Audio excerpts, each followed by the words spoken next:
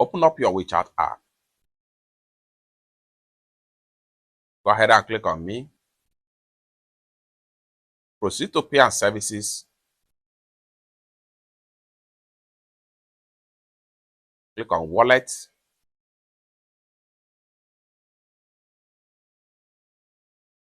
Click on Payment Settings.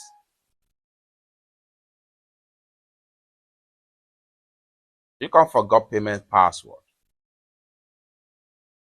Choose how to reset password. You can either choose face verification or verify bank card information. Any of the options you choose right here need to be your real information. If you choose face verification, open up your camera and position your face. WeChat is going to scan and recognize your face.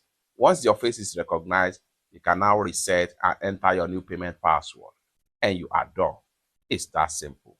For more useful tutorial, tips and tricks like this, consider to subscribe. Thank you so much for watching, and I hope to see you in my next video. Bye for now.